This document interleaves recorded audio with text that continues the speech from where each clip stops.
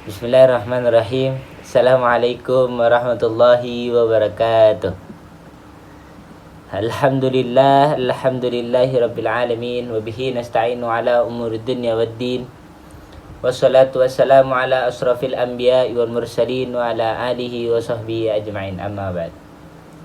Yang saya hormati mata kuliah hadis, yakni Hajah Debibik Nabilatul Fauziyah LCMA.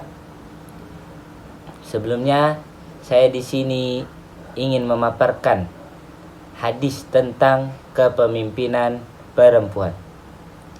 Sebelumnya perkenalkan, nama saya Ahmad Syifaul Anam, kelas 4C PAI dengan NPM 22 10 00 22 10 63 111 0079. Di sini terdapat hadis tentang kepemimpinan perempuan. Yang hadisnya bismillahirrahmanirrahim.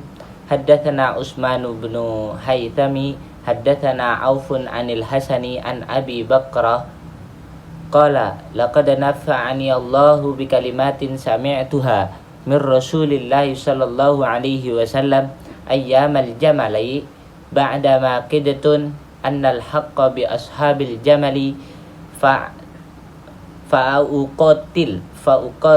fa'uqatilu ma'ahum qala lamma balagha Rasulullah sallallahu alaihi wasallam anna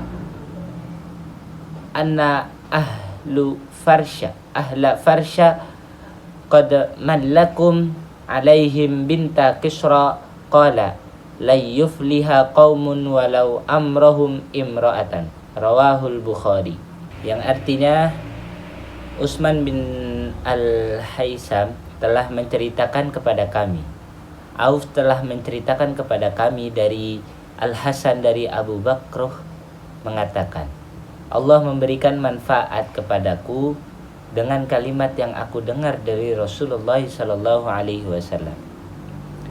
Pada hari perang Jamal, setelah aku hampir membenarkan mereka, Ashabul Jamal, dan berperang bersama mereka, ketika sampai kabar kepada Rasulullah sallallahu alaihi wasallam bahwa bangsa Persia mengangkat putri Kisra sebagai pemimpin beliau. Beliau bersabda, tidak akan beruntung suatu kaum yang menyerahkan urusan atau pemerintahan mereka kepada seorang wanita. Hadis Bukhari.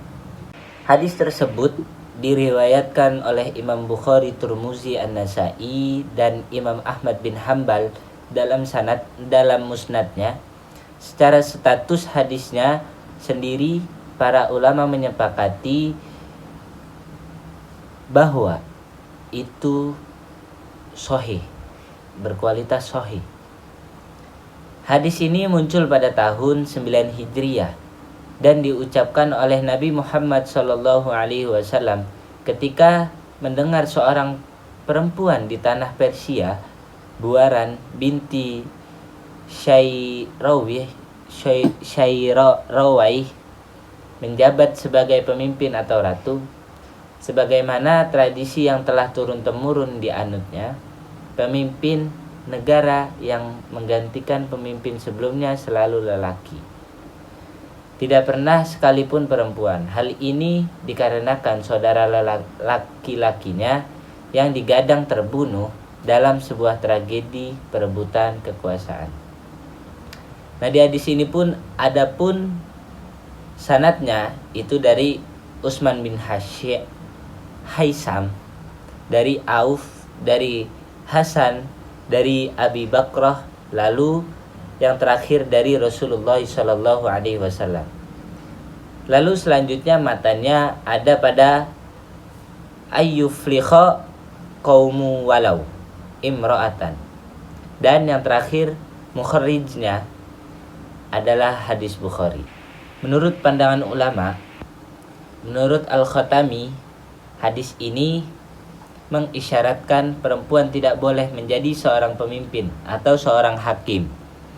Ada beberapa dalil mereka yang melarang perempuan menjadi pemimpin di luar rumah tangganya. Yaitu pertama dari surah An-Nisa surah keempat ayat 34.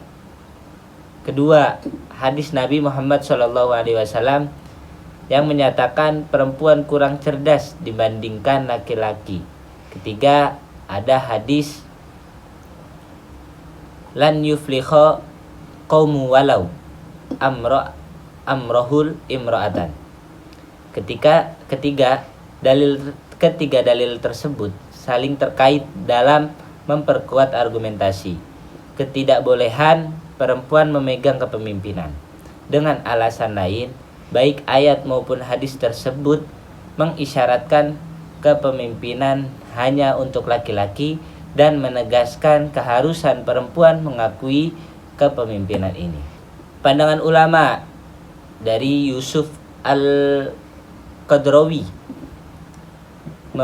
memberikan alasan mengapa perempuan dilarang menjadi pemimpin dalam urusan umum, yaitu pertama dari faktor fisik dan naluri, dan yang kedua ada faktor kodrati. Nah, yang dimaksud tadi yang menurut Yusuf Al-Qadrawi, yang dimaksud faktor fisik dan naluri, terus yang kedua ada faktor kodrati. Nah, yang pertama itu faktor fisik dan naluri.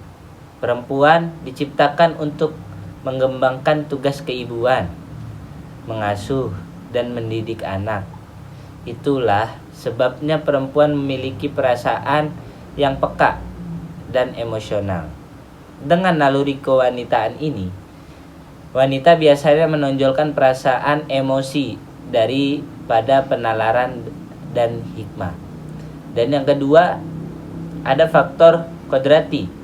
Perempuan itu tidak terlalu tepat memangku jabatan dalam urusan umum sebab perubahan fisiknya selalu terjadi karena menstruasi, hamil, terus melahirkan dan menyusui anak.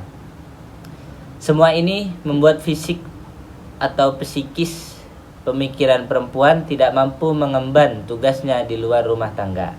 Itu yang dimaksud dari ulama, yakni Yusuf Al-Qadrawi. Lalu ada pandangan menurut Ar-Razi. Kelebihan laki-laki meliputi dua hal, yaitu ilmu pengetahuan dan kemampuan fisiknya. Akal pengetahuan laki-laki menurutnya melebihi akal pengetahuan perempuan.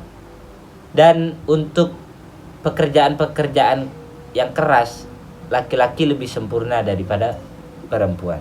Nilai pendidikan mengenai keperempuanan dalam urusan umum masih kontroversi. Mayoritas ulama melarang perempuan menjadi pemimpin dalam urusan umum sesuai dengan hadis tersebut.